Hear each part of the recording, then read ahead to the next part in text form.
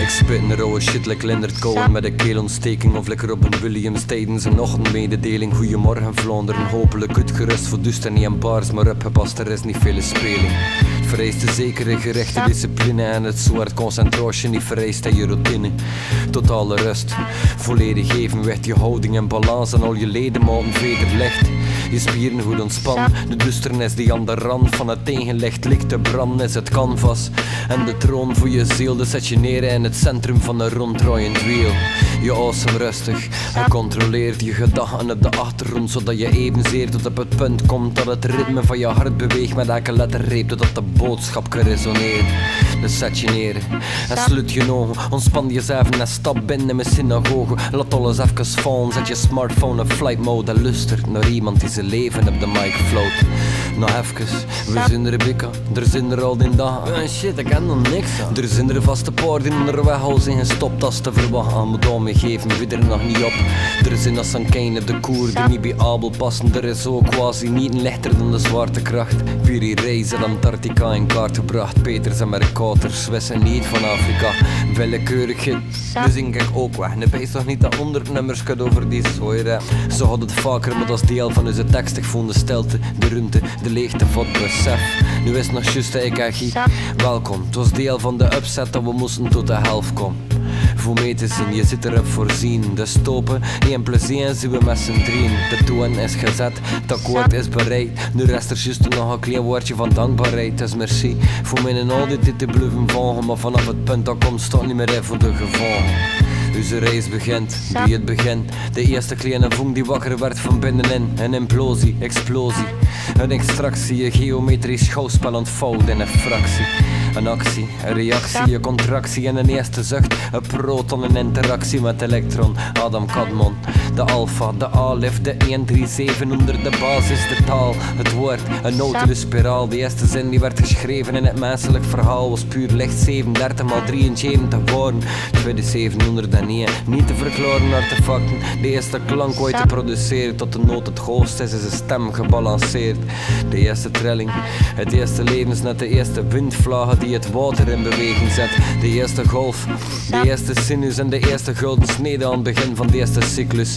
De eerste overstroming, excess, het dupliceren van het oorspronkelijk proces. In een kopie gedegradeerd maar ontwikkeld, het allereerste doel van het allereerste middel, de wijsheid. Onbezoedeld en intact, we missen nog de ladder maar we en de eerste trap. Fragiliteit en waarachtigheid, maar of verscheiden van begrip dat nodig is voor de stabiliteit. Chaos, het eerste grote rijk reikt verder dan de grenzen van het origineel bereik. De strijd nog niet aanwezig, maar op de loer nog geen voertuig. Voegen dag aan in te kunnen vervoeren of te vat. De vat nog leeg, nog niet te tappen of te hap. Volledig, maar volledig niet te stappen, dus we stappen verder voor de eerste oversteek. Het eerste cruisepunt die in de hoogte zweeft. Het nieuwe lagere manifestatie met de nieuwe woorden nodig voor het vervolg van onze creage. De eerste zee, of oceaan, het omhulsel die verguldt en ook verhult, maar het verstaat. Er is begrip, er is gegrepen, nu moet het ritme en de grip gelost worden geweten. Het eerste paar dat ooit tegengesteld was en tegelijkertijd in essentie elkaar zelf was, die samenkwam en ademhalen. Uit hetzelfde koppel breekt straks de ware hel los. Nog niet vooruitlopen op dit moment is zin. Het taoïstische triuniteit was het begin. Geheel, perfect, volledig in balans. Het potentieel doet licht met de allerfelste glans. En in die samenkomst ontstond er een product, een nakomeling van het oorspronkelijk viaduct. Een vierde element en met dat evenement ging de sluizen open en werd het licht bekend. De eerste 7 in de 6 verborgen steden, de eerste 7 noten en de 5 verborgen streken, de eerste 7 kleuren en de 4 verborgen wegen, de eerste 7voudige manier van oxideren, de eerste regenboog, de eerste brug, de ladder van Jacob, een eerste kans terug. De concentrische beweging gaat nog te vlug en te stug, maar binnenkort is het gehele rust. De eerste octaaf die ooit compleet wordt. De eerste sonate die ooit gespeeld wordt. De eerste kantate die ooit gedeeld wordt. De eerste symfonie die ooit verbeeld wordt. Partikels in een elektromagnetisch veld aan tasten zonder enig weet van regels in het spel. Aan het golven op de flauw en op de adem van het leven, zoend naar het danspartner voor mee te connecteren. Maar af en toe wat aan bibberen en onzeker. Aan trainen, bewegen, aan dus kilometer per seconde. Elektron, vast op een kosmische rotonde. Niet gele haast synchroon, maar plots een verbinding, een band. Een eerste element tot de beminnelijke dans. Van daaruit gaat het vlot, atoomstapelen op. Het eerste molecuul wordt tot realisatie gebracht. Alles is vluchtig, etherisch ongenaakbaar. Voor het menselijke verstand niet echt verstaanbaar. Maar de mogelijkheden zijn er nu, ze staan klaar. De ruwe waters zijn nu eindelijk bevaarbaar. Uit elektrisch veld is vullen opgeladen. Er zijn minder dan een mim van tidis. Ter drukke fase van beweging, motie en grote cataclysmes. Explosies, erosie, commotie en cyclisme. Vanuit die eerste storm ontstaan er zware elementen die in de interactie met elkaar versmelten en botsen. En zo dus de energie creëren die noodzakelijk is voor het volgende bedrijf in het toneelstuk.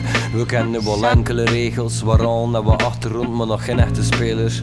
Adem in, adem uit, laat je vlot varen, heb je een innerlijk geluid. Adem in en laat het vorige bezinken. Heb het glas laat zakken, zodat je niet zo verdrinkt. Adem uit en doe je ogen open. Ziet de wereld voor het eerst opnieuw met frisse ogen. Adem in, voel je de lach die ontstaat op je gezicht toen je je borstkas ontspant. Adem uit en sluit je ogen. Zie dankbaar voor alles dat je ooit hebt moet bekomen.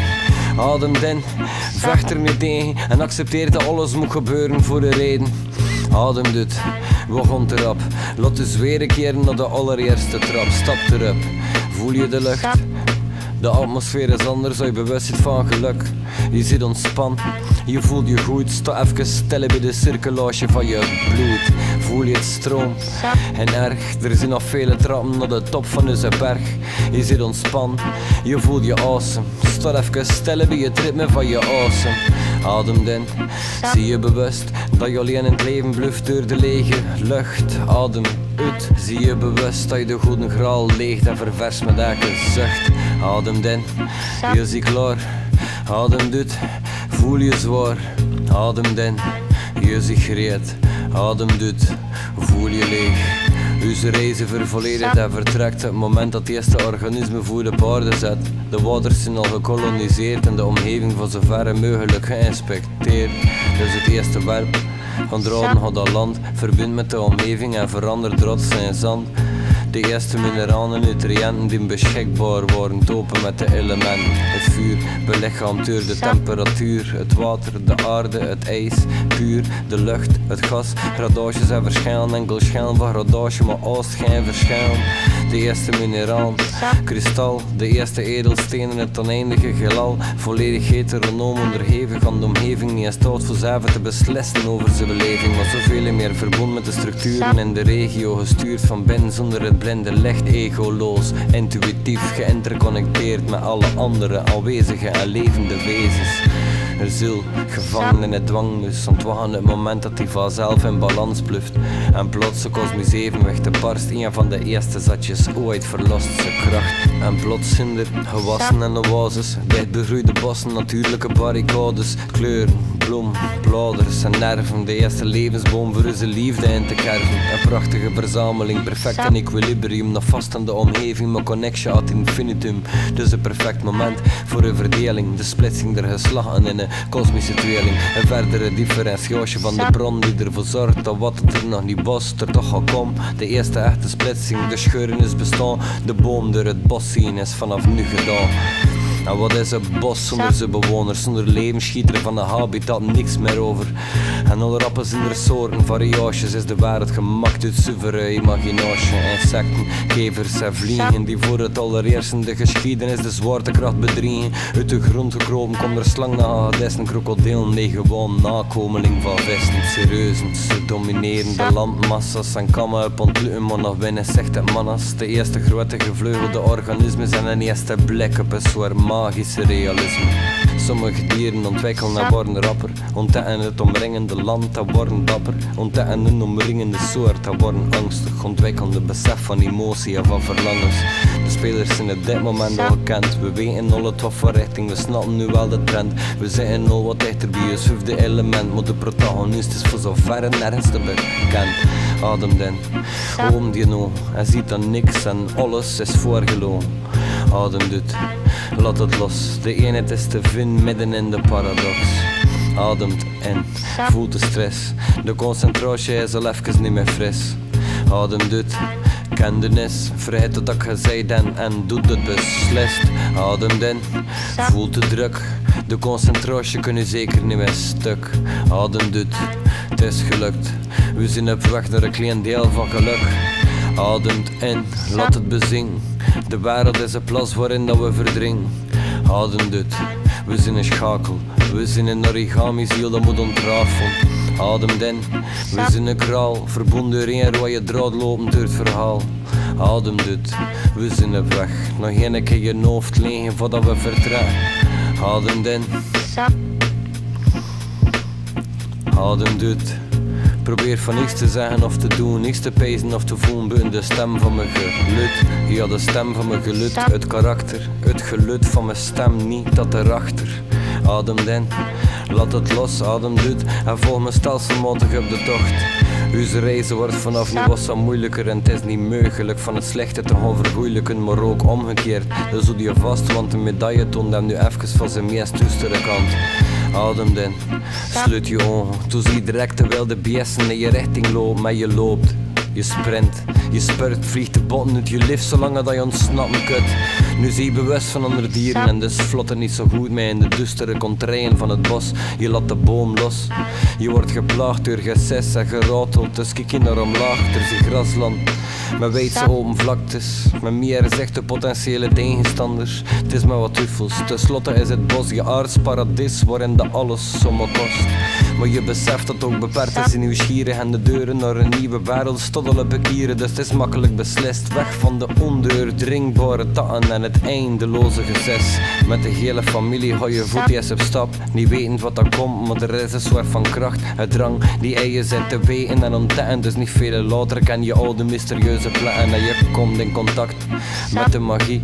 En plots is alles zoveel anders niet te vergelijken. Je ogen waren toe, maar plotseling zijn ze open en je ziet de wereld dat die is. Hij ziet gebroken door het zicht, dus gewoon het is gewoon niet te vatten. En je nog niks van taal, dus je kunt er niet van klappen. Maar het is te ongelooflijk, je wil het delen, dus probeer je alles goed aan niemand hoort te spelen. Je maakt rare gebaren, je danst en maakt beweging, je roept en maakt geluiden naar het volk in je omgeving.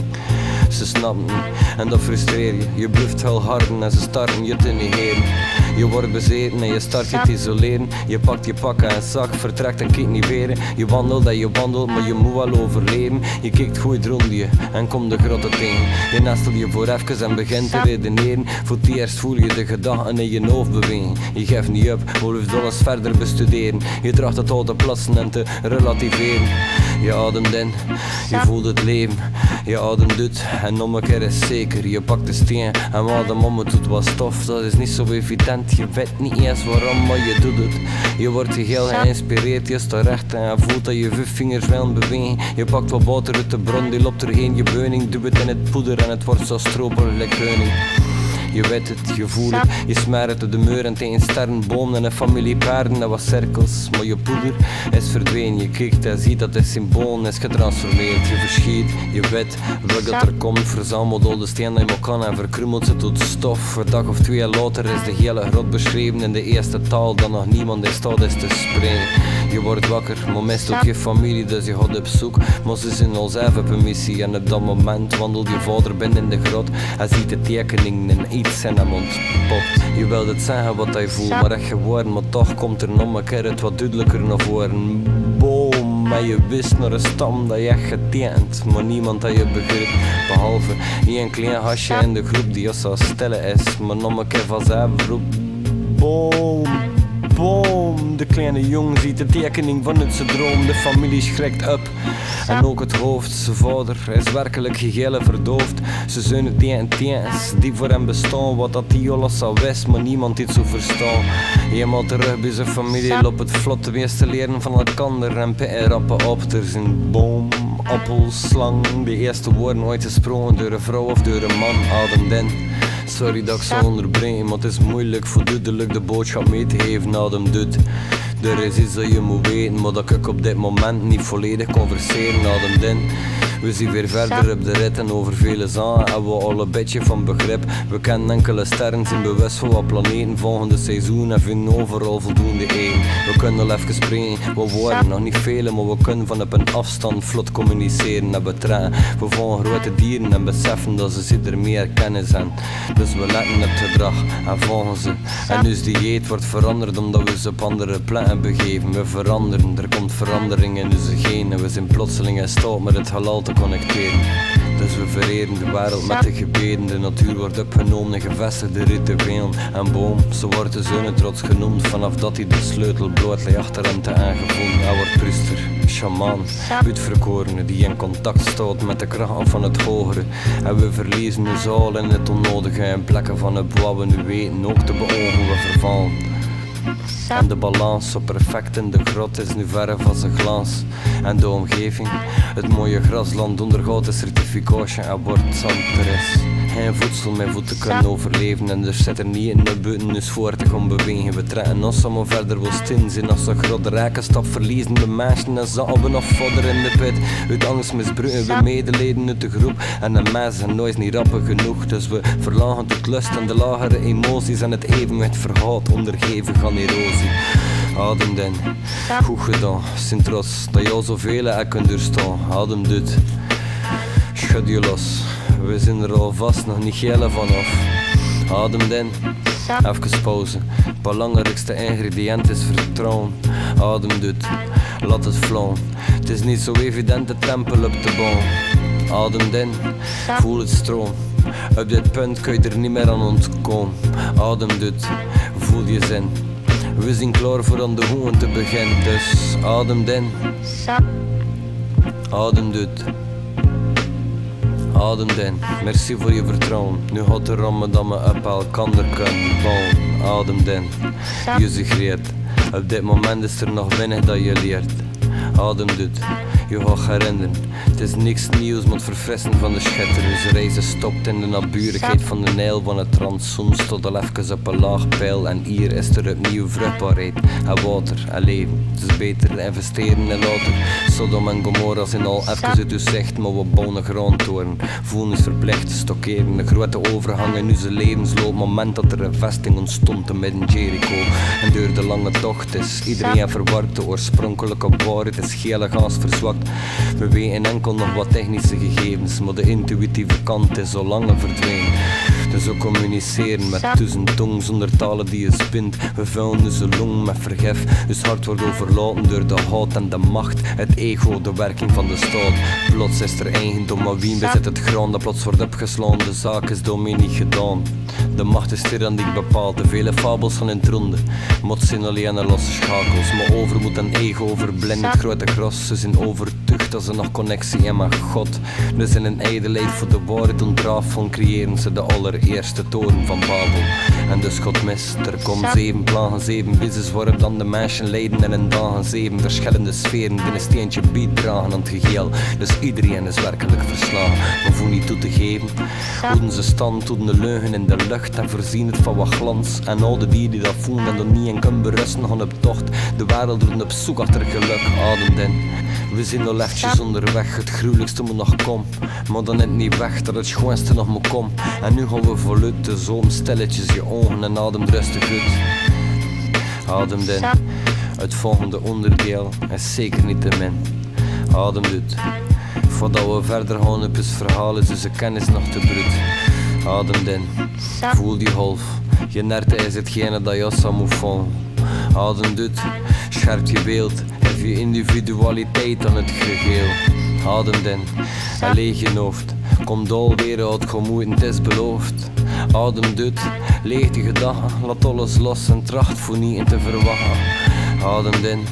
Ik doe dat ook. We zijn hier te open bezig, ook al is het een monoloog. Adem uit en zet je schrap, want voordat we verder gaan moeten we langs de steile trap. Iedere held moet op zijn helm toch door de hel voor zichzelf te kunnen helpen om dan helder te zien. Helaas ligt Helena op de loer en met de helm van Athena alleen zie je geen moeder. De sleutel, dat kan ik je nog niet geven, maar geen erg. Zestel uit de IG7 vind je niet direct de berg. Begrepen? Dan is er niks dat je nog zo kan geven, dus vanaf dit punt is het gewoon een lekker relaxeren. Te moeilijk, ik hoop, als alles toch bedoelde kun je nooit iets geven dat jullie alleen voor jezelf voelt. De taal bevat alles dat we in ons leven zo. Vooruitgang kun je alleen zin voor zin voelen. Begrippen en schrijven en het rustig laten rimmen. De waarheid is verhuild en kan je zomaar niet strippen. Maar laat me je vertellen, je zoekt achter het licht. Terwijl dat al die tijd voor je neus ligt. Al is de kamer donker en duister lijkt de hel. Het licht is aanwezig, want dat licht zie je zelf. Je moet het juist ontdekken van zijn donkere lagen. Ontwikkelen, lijkt met mis en nu de sarcofagen. Ontplooien, lijkt volstoen, ontwarren. Lijkt kabels, ontvouwen, lijkt broppen en ontbotten met je sabel. Alles dat je zoekt is binnenin je te vinden. En het is van jongens, laat het niet zin, laat het je vinden. En accepteer jezelf volledig, het lichte, het zware. De zaken dat je wou dat er niet waren. De duistere gedachten en de lelijke momenten. Accepteer het en bid tot in essentie fragmenten van het puzzelzin die alle teaching niet met open hangt. Maar we zijn klaar voor te helen, voor de boodschap, voor het boodschap dat is vervoerd erheen. De nacht roeit en los door de dagen groeit. Adem in, we zijn goed bezig. We zijn zoveel meer dan alleen en maar vlezig. Adem uit, we zijn goed bezig. We zijn zoveel meer dan alleen en maar vlezig. Adem in, je ziet de ziel. Je lichaam is een voertuig, gevaartuig, gekiel. Adem uit, je ziet de prijs. Al lang niet met ons geweest, maar verre weg in space. Adem in, en laat het los. En heel het universum komt lachend op je af. Adem uit, en laat het zin. Wat dat van jou is op dit moment, is ook van mij. Adem in, ik zie je. Ik heb lang moeten zoeken, maar uiteindelijk gevonden. Adem uit, je ziet ik. We zijn die hele wereld, maar we missen het begrip. Adem in, het komt wel goed. Je zit alleen aan het luisteren omdat het zo is bedoeld. Adem uit en heb vertrouwen dat elke tempel dit nodig heeft voor hem te bouwen. Adem in, al is het absurd. Vocht elke stap precies voor te versmelten met de verse. Adem uit, nog één keer. We zijn al zoveel verder bij je wederzijds begrip.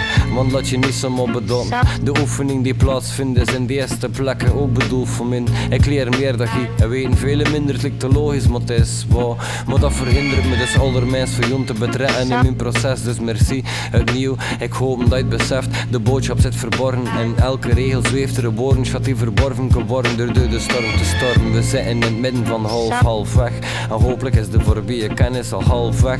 En zien we beide klaar voor het vervolg. Het was lang, maar nodig voor is te resetten en een 12 vanuit de drang. En de drang naar Rossa meer ontwikkelen. Bestempeld dus een maatschappij onmiddellijk vanaf de eerste tempel. Het hart zit al direct gevangen achter slot en grendel. En de eendimensionele visie van leven omwentelt. Dus er staat, er zijn priesters en kolossale bouwwerken. En tot weg zien we er niet in staat. Verheven piramides, de delta van de meter. De thesmophoria's en Dionysische profeten. Bezeten door het weten, het kennen van de nest. Zonder enig hart dat nodig is voor een evenwicht. De slang is meester en de stier is losgeslagen. Het moment dat we ons gevestigd en in Babel filosofie ontrafeld. In Oosterse gewesten, in Noorse nederzetting en stammen in het Wilde Westen. Gestart vanuit de delta, verspreid heel verbrokkeld. Met wat feiten half bewaard en alle stopen gesprokkeld. De duisternis verspreid over de dagen. De duisternis is wijd verspreid over de aarde. En achter vele eeuwen verspreid er plots wat licht. Een lichte maatschappij met equilibrium in zicht. Homerus, Heraclitus, Sophocles en Plato. Ptolemy, Pythagoras, Parmenides en Sappho. Aristoteles, Plotinus, Zeno en Socrates. Patanjali, Zoroaster en Thales. De wereld staat er even niet meer op zijn kop. Maar niet veel later komt er weer een demon uit de dop. Gekropen en worden woorden wederom misbruikt. En de verlichting verduistert hoofd stilletjes aan uit. Want er komt brood en spelen. Gladiatoren, de kennis van tevoren. Maar het hart is weer verloren. Dus het Romeinse Rijk en het Latijnse is geboren. De Romulus en Remus en de zevenheuvels uitverkoren. Wat gaat bergaf. De drang is veel te groot, de hang naar macht. Wordt ieder lichtgevend wezen ze dood. Dus komen we in de duisternis terecht. Het geloof wordt verkocht, de goede mensen worden terecht. Het licht dat hem ontdekken en wordt er niet gedaan. Omdat de mensen het wat dat ze niet kennen ook veelal niet verstaan. En uit angst of groot moet het gaan eradiceren. Zodat we het later in verhalen zo kunnen symboliseren. Een grote rooftocht en een brutale aanpak zonder wat aandacht voor menselijk gevoel. Een grote strooptocht en een virale nasmaak die haat draagt en bovendien nergens op is gestoeld. En we verdwijnen opnieuw in het diepste van onze donkerste. We moeten deugd, as en begrippen de eerste zondigen. En dus is het licht dof geworden voor de schijn. En de nacht wordt een gevangen waarin dat iedereen verdwijnt. Maar tegelijkertijd ontwaakt er ook een kleine vlam. In Occitanië we blijven ze trouw aan het grote plan. Ze bouwen aan tempels, vooral in hunzelf, maar ook daar komt macht een rol spelen, verschoon achter het geld. De troubadours ontdekken plots weer de liefde, de donkerste emoties worden gereinigd in het diepste. De Kataren voelen de heilige symbolen, spreiden ze over het continent, verdoven en verschoon. Maar er is tegenwind, gelijk als zand. De kerkelijke macht heeft onder macht niet gaarne tan. En ze voelt, het slipt het onder de vingers en brandt. En voelt die vlammen tussen steken ze alles in brand. Een grote kruistocht met de brutale aanpak zonder beaandacht voor menselijk gevoel. Een grote strooptocht en de virale nasmaak die haat draagt en bovendien nergens op is gestoeld. Maar de kennis van de liefde overleeft in de harten van de mensen die met leven resoneren. En dus zo staat er achter eeuwen weer wat licht en is er weer een hergeboorte. Opnieuw vanaf begin, de renaissance. Het drang naar het verleden, naar een goede episode dat we niet kunnen vergeten. We blijven ons aan kampen met het beeld van paradijs of toch het drang naar een of andere verloren tijd. Een gerepleving van de oude filosofen, alchemistische traktaten van Egyptische dialogen. Da Vinci, Ficino, Raffaele, Michelangelo, Bernini, Averroes en Al-Ghazali. En de hoop te melden, ook te spreiden, maar weer komt er like bij de laatste keren techniek aan wetenschappen te bekijken. En ook leiden ze ontdekken heel de wereld, maar in plekken van te leren of andere mensen op andere plekken te verblijden. Of een wederzijds contact met iemand terug aan te creëren, is er macht en ego en het koloniseren. De Europese staat is geboren, de kiem voor de ziekte die de komende decennia doorprint. Een grote egotrip en een brutale aanpak zonder aandacht voor het menselijk gevoel. Een grote strooptocht en een virale nasmaak die haat draagt en bovendien nergens op is gestoeld. We zijn al verre, dat was een hap. We hopen dat je de reden van de declamage snapt. We zijn al verre, dus sowieso weet ik dat je weet waarom dat je aandacht schenkt aan ieder woord. Adem dan, nu gaan we ver. Maar er zijn meerdere pieken op die ene berg. Adem doet, open je ogen en zie het zegt dat je al hebt verborgen van hierboven. Adem dan en riekt de lucht, voelt de beweging van een phoenix in de vlucht. Adem doet, hij komt tot rust, er komt een einde aan de beproeving, zie maar gerust. Adem dan en beseft, hij moet een keuzes maken anders krijg je niks gezegd. Adem doet, we zoeken verder, we nemen een deeltje van het geheel voor te kunnen verwerken. Adem dan, adem doet. Bereid je voor op het breken van je hart. Dat klinkt verschrikkelijk, ze kijkt nu wat verward. Adem dan. Het is nu waar even te snappen wat er het troon moet vallen. Laat hem los met alle macht, adem doet. Zet je even schrap en doe je ogen rustig toe, is het verhaal weer van start. Hoe heb je woorden aan iets dat je niet kunt beschrijven en hoe beschrijf je iets dat je niet kunt verwoorden? Hoe schrijf je zin over iets dat je niet kunt snappen en hoe kun je iets snappen dat ontrokken is van zin? We willen nog allemaal meer en weten nog allemaal beter hoe dat we wat kunnen bereiken. Dus met elke millimeter dat we verder op de ladder gaan worden we verblind door een illusionaire waarde die bots met je instinct. We vormen nu de wereld rond of dat we het voor het eerst doen. We voelen ons oppermachtig, in feite voelen het vrij goed. De bassen zien over alles en iedereen is echt om de rest van de wereld tot je plan verplicht. We roven en we moorden of dan de speelpunten mee te verdiezen. Het ligt recht voor onze neuzen, maar we zien niet. We roeien hele culturen uit en degraderen ze tot schaduw van het licht als ze gewest zijn. We eren ze maar amper, maar stelen alles en doen lekker of dat van ons is. En voelen ze niet echt betrokken omdat te verre van ons is. We martelen mensen en we verkrachten ze. Snie ze 6 en we 7 ze, we verachten ze. Een monocultuur voor onze goestes. Aan het werken tot een gat in de nacht, van in de vroegte. Aan het ploegen met een gat in je hart en het verwoeste gestel van iemand dat niet eens snakt naar een behoefte. Maar rust, omdat de pun niet te beschrijven valt. Dat was verleden zo probleemloos, vlot en liefdevol, dat is weg. Nu zie je geel gebroken, verraden door je medemens, maar niet voor op te hopen. Je gezin is ontvoerd en toen verdween. De vrouwen in je familie zijn verkracht en versneden. Kleine kindjes zijn gebakken, aan spijt leden verbrand. En het enige dat resten van jezelf is verlamd. Je komt in tuster, we zijn in tuster, maar de bazen bouwen in het licht van hun duur betaalde lusters. Je zit geclusterd, mentaal gevangen, fysiek geheel verbrisseld en emotioneel verkrampt. En zo gaat het verder, en blijft het voortgaan, totdat me plots weer volledig in het rood gaan. Maar er is licht, de verlichting, een humanisme die ontstaat uit morele verplichting. Maar het nieuw technologische revolutie en dat biedt vergroten van de draagkracht en distributiemechanismes. Machinisme, een racisme, verre weg van enig realisme. Dus ook een eigen contrain is vaak een fine grens tussen een vrij leven en werken en slavernij. De maatschappij is werkelijk hals op pedalen, ik weet dat iedereen als ze maar moet werken, maar niet na van aan het betaal krijgt. dat we slaaf zijn en we letten niet al deuren, maar de wijze waarop dat leven is vormt, laat dus ook niet veel keuren. We zijn al gevangen in een systeem dat is gebouwd zodat je de drang niet kreeg voor te moeten rebelleren. Dus we zijn slaafs, docil en onderdanig. Het feodaal systeem is al een paar jaar ondermaats. Daarom zochten we naar plekken op andere continenten. Maar gelijk hoeveel dat we en we zijn nooit niet content. Maar er zijn de rapporten dat begint te beseffen en ze inspireren dus voor af en toe wat op te letten. Dus de educatie en manieren van werken beter. En dat God gestorven is op dit punt, dat zien we zeker.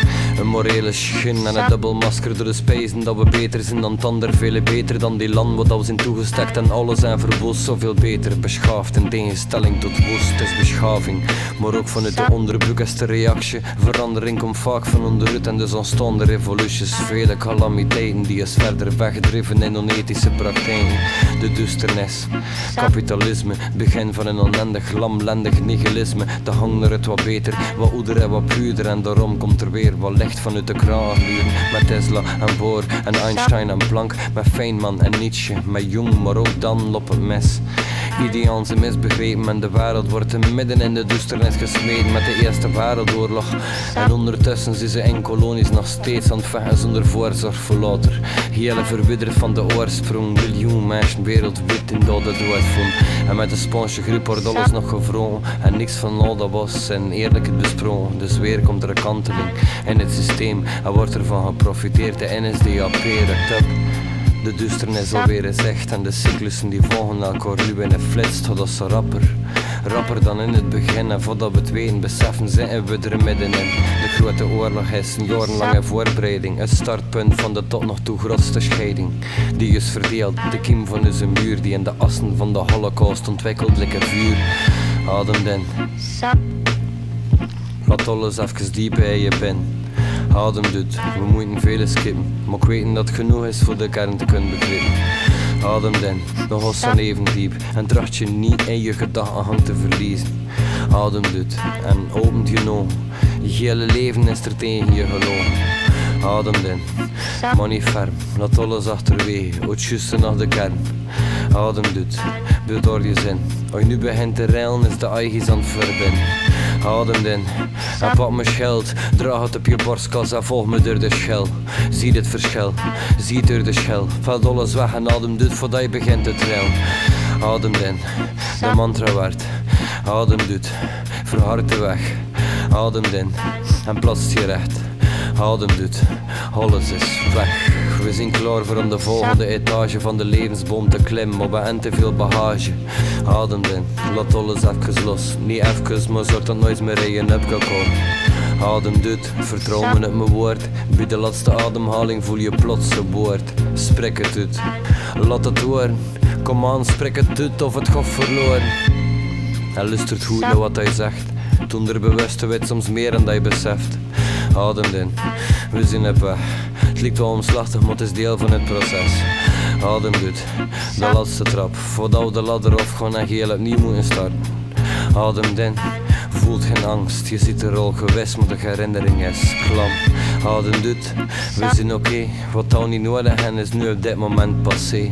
Van positiviteit nodig voor het vervolg, want enkel met een zuiver hart bemeester je de hoofd. We kennen de spelers, we kennen het verhaal, we kennen de teens en we snappen half de taal.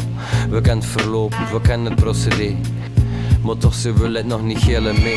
Ik onderdeel werkt, maar mist de contact. De plong is naar beneden en dat zijn me niks met de kracht en de kennis en mijn macht. Zolang dat er niks stroomt, zijn we just maar een schim van een scherm, een fantoom. Maar dat is normaal, dat is ook de procedure. Dus zoek toch naar jezelf en is zeker geen sinecure. Maar het is de moeite waard, ik voel dat klopt voor het verhaal te vervolledigen, bewegend naar dat plot. Dus laat eens nog een laatste keer gillen ontspannen. Vanaf nu zou alles moet vanzelf gewoon gelijk gepland. Geef alles maar uit aan. Vertrouw op het gevoel, dat resoneert bij elke zinsnede die je overspoelt. We zijn verslagen, heel kapot gemaakt. Van elke schone woning en weer een krot gemaakt. Van elke straat blijft er niet meer te bespeuren. Van elke open route maakten we gesloten deuren. de wereld roos. Maar achter de coulissen is de politiek alweer bezig met wat compromissen. Vanuit de duster komt er vanzelfsprekend weer een licht. En zelfs DNA doet plots op een wetenschappelijke schrift. Uit de explosie van de technologische technopolis komt er maar zelden iets bluffend en symbiotisch. Het is een herhaling van het zesde, pretentie. Eurocentrisch beeld dat ieder ziet als concurrentie. We ontdekken ruimtevaart en we verkennen de atmosfeer terwijl dat we ze dus niet eens meer kennen. We hebben plots de kansen voor de wereld in een luttele seconde te veranderen, maar we gaan niet veranderen. De industrie is monsterlijk geworden door de jaren. De farmaceutica wil de gezondheid besparen. De plastic industrie is dus verslaafd gemaakt aan luxe op het niveau dat als aan in is zat, maar nu komt het naar buiten. En we beseffen het, dus gaan we protesteren tegen leerkrachten die zelf niet meer over het leven weten. Tegen de kernexperimenten en heftige wapens, die radioactiviteit en alles dat me smaakt. Maar het wordt een hippiefestijn, we missen focus en dus gaat de innerlijke strijd en boodschap verloren like Ossan. We pijzen juist aan hun eigen drang, dus verlangen dat we gaan botvieren in Vietnam of in Irak. Of de New Yorkse straten, de ghetto's worden met drugs en wapens overladen. Dat is de duisternis, heel het balans. De wereld naar de knoppen is de allerlaatste kans. Maar uit die grote hopen staat er toch een vonk. We hopen beter dan als schiet her en daar in het rond. We willen dus inzetten voor het klimaat en de atmosfeer. En we beseffen dat we nog als groepen discrimineren. We zijn beu, het zit nu al veel te diep. Er is zoveel lijnen dat we niet liever willen dan liefde. Maar helaas, we volgen ons verstand en worden dagelijks via uw spijzen overmand. Adem in, we zijn een post. We zijn bieken op het einde van de tocht. Adem doet, als het vlot. Vanaf nu kan het verhaal vertellen terwijl dat loopt. Maar adem in, doet op het gemak. Want ook de laatste loodjes wegen meestal wat. Adem doet, voel het licht dat stilletjes vanuit de duistere komt dagenwet. Maar adem in, eerst nog wel leegte voordat we ons volmaakt vol prezen kunnen vervolledigen. Dus adem doet en laat je leeglopen. Bij elke ademhaling temper je ego. Adem in, adem doet. Laat niks je nog beletten voor te komen wat je moest zien. Maakt dat je op dit verdwijnt, wie niet weg is gezien. En we zien op dit moment het vers van degradatie. Maar de slinger is bidirectioneel en in relatie doet jezelf. Dus evenredig kansen tot creatie en bevrijden van de opgebottelde imaginatie. De wereld is gespleten in miljarden stukken en de puzzel te openleggen is het wat en niet kan lukken als je het probeert. Je vindt het niet, je zit te zo, maar het komt uit het niks en je aandacht, je witte gewoon is intens. We zoomen toe van met armoe, niet verstand dat alles stoppen hangt in het wereldsdagboek. Ik zie on, dat meen ik, dat klopt. Er is alleen een scheiding voor de slinger te verlossen van de grote razernij van vergeten potentieel tot frustratie over nieuwe plekken vinden in het geheel voelt de liefde. Dat manifesteert het moment dat je pijzen met je gevoelens resoneert, we zijn klaar. Voor de voorlaatste trap, proficiat, we zitten toch al even op het pad. Dus adem in, maar niet te gevig en ons toneelstuk wordt vervolgens vervolledigd. Adem doet, we hebben alle spelconsole over televisie, maar we missen vaak de zelfcontrole. We hebben alle radio, viva de globalisatie, want nu weten we te volgen biedt relaas van andere naties. Al zijn we te zwoegen en te vechten met frustratie, omdat we niet eens een vat kregen op hun eigen menage. Al zo het om de wereld kunt begrijpen of de grond, maar we pijzen elke wegen dat het warmotor en het gevonden. We hebben alle smartphone, een laptop of computer, een digitale wereld gecreëerd door fake losers. Het werd een soort van identiteit dat we kunnen matchen met een droombeeld, maar weggepakt van wat dat echt is. We crashen liefst het digitale wagen en we cashen liever digitaal geld voor ons te wapenen in de strijd om ons imago. Verlangend naar wat status, het echte leven ingeruild voor fake apparatus. Betoverd door Thanatos, de duzzeling gewekt, we lopen verloren in de pathos van de duistere manifesten, dus we doen. We eten enkel gezonde brood en niet goed genoeg zo vinden voor te dumpen met je riool. We drinken nooit geen water meer, dat is de gewone, maar we consumeren suikers like een snoepverslaafde kleuter. We drinken dus in ieder weekend gele lam, zodat we de confrontatie met de zelf kunnen meiden. En de drang voor weg te kruipen uit de pit wordt stelselmatig onderdrukt door fake spel niet klein de hulp te zien voor het vinden van je geluk. En dat is het angst, begrijpen wel de oorzaak die aan het gevolg ligt, maar begrijpen ook de noodzaak voor beter te proberen. We gaan dit te verliezen, we gaan van of op een pad bij elke keuze dat we kiezen. We doden levende wezens met een complex palet. aan emotionele connecties en besef. We stropen beesten voor een flesje op te dotten. Veel een dier leven voor te kunnen wandelen in chique botten. We kappen bossen like dan dronkaars in de bierkappen. De iskappen smijten weg en we ze vieren dan met ons afval kunnen recycleren. Geen auto's op de wegen, dit te vele uitstoten. Maar ze doen niks aan de schepen, dit te vele uitstoten. Want we zitten met de schepen die hem juist gaan uitslopen voor bedrijven te soigneren. We kappen chemisch afval in de puurste stroom. En scheppen zoveel gevaren dat we eraan gaan geloven. We jagen meisjes weg van ons en van geluk en vangen ze zelden op. Ze mogen alvast niet in de club. Maar dat zijn de oppervlakkige logische zaken. Maar er is nog zoveel meer, dus de laatste jaren plaats veel subtieler. Het is widder en niet de maatschappij, maar widder zelf in het strukkelblok zin dat je niet bekijkt en negeert. Al is natuurlijk ook het wat je hoekt, krijg je soms een flits te zien van hetgene dat je zoekt. Maar uit zo tegenkomt, dus check je weg en accepteer je zelden dat je zelf degene zit die zijn leven betekenis kan geven of ontnemen. Je vinger wist naar buiten, maar het licht zit binnenin je. En dus zo ook het duster, ze zien elkaars reflectie. De verborgen ene des te vinden, rekken leerling kind in de directie die naar binnen leidt. We liegen tegen onze maten. Hoeveel keer zei je al niet iemand als zijn lot gelaten? Wanneer hij nog de laatste keer het wien het werd gegeven zonder het wat te verwachten. Heb je zelf wel weer aan de mensen die je geven. Hoeveel keer en niet je verkeerd oor je geveld, maar dat verzwegen uit de schaamte. Wanneer hij de laatste twien gekust voor te troosten en niet alleen een pure truwe lust. We kijken naar het uiterlijk en we discrimineren. We kijken niet naar later, we haten anticiperen. We investeren juist maar in morgen en niet verder. En we roepen dat alle schapen zijn, maar ze zelden herder. We pezen slim te zijn en om de neef te dom of veel te marginaal voor te open met ze ergens toe te komen en te klappen, te converseren, te connecteren. We trekken zoveel oordeel zonder te nuanceren. Het is een kachie die moeten pezen over widder of ik dat we soms doen. Over meer en over minder of ik dat we soms zeggen. Gemeen of verloren of ik dat we soms pezen. Het lelijk is of schoon en we geloven. Hol niet meer in de cijfer met momenten, maar ik folter te geloven. Ik folter in te prenten, dat de media vervalst is. De school niet up-to-date zijn, de weldadigheid zijn stelling, nolle bedrijfszin. We moeten gaan doen dat iedereen je tegen dek slaat. We kiezen het net dat je saberen op je bek houdt. Is nog geen tijd voor op te staan te protesteren tegen het protest dat binnen je zit en je blokkeert. Ademt in en ziet de bubbel. We komen op het punt waar dat er licht is in de tunnel.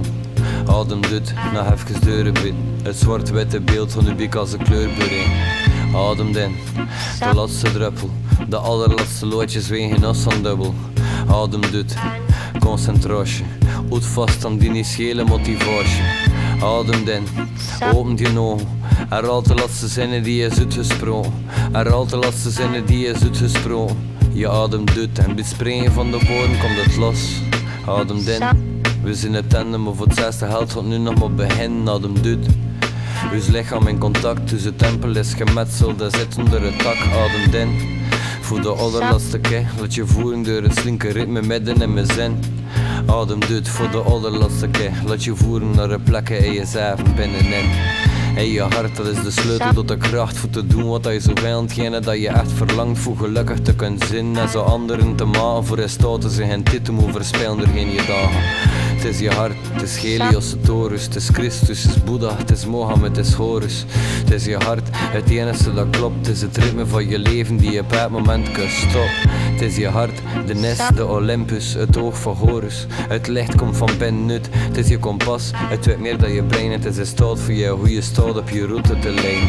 Het is je hart, voel het klopt, versnellen het moment dat je voelt dat diepe zit verborgen. Dat is dat je al je hele leven voelt bewegen, die soms roept op je geweten, maar geen taal het voor te spreken, doet liefde. Het is het universeel alfabet waarmee dat we de zin van het leven integreren in het tekst. Het is aantrekking, het is raar, maar ja, de liefde is in feite niet meer of de allerzwaarste zwaartekracht. Het is je hart, je goede chakra. Het is de sleutel tot je innerlijke mantra. Het is de reden dat je van binnen je ontwaakt en als je door iets oprecht onbedoezeld wordt geraakt.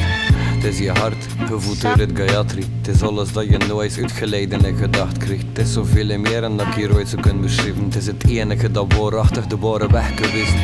Het is je hart, de zon en je heelal. Het is het voertuig van emoties en gedachten samengebald. Different, als ze trappen pussen treden, ze ladderen in mijn oren, nu ga je nooit meer naar beneden. Het is je hart, het enige dat je moet omarmen voor je gedachten te kunnen reinigen en niet meer te verarmen. Het is de reden dat we eens in de kille dagen kunnen verwarmen. Het is de laatste en de eerste voeng dat zorgt voor onze vlam. Het is je hart, dus accepteer die foute stap en pak hem vast. Ga stap vooruit op je pad en laat het los, want anders zet je sowieso te vast. Hoe God komt voor je vrije gele onbelast.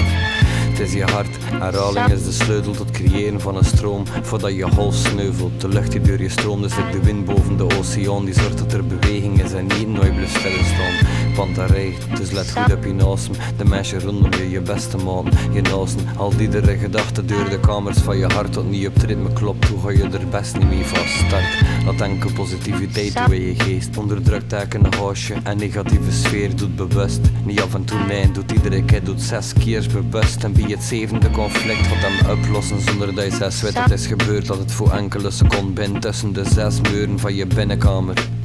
Hij vindt geen keur, al de negativiteit weg en weg is heel de sleur.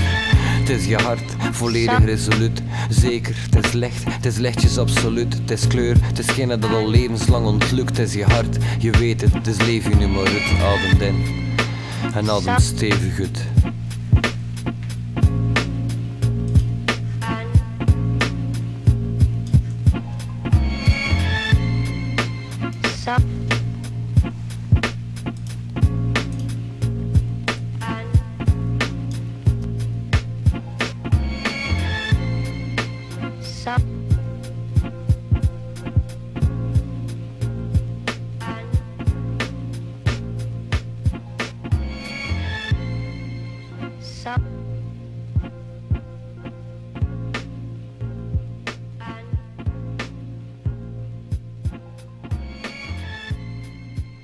Sup.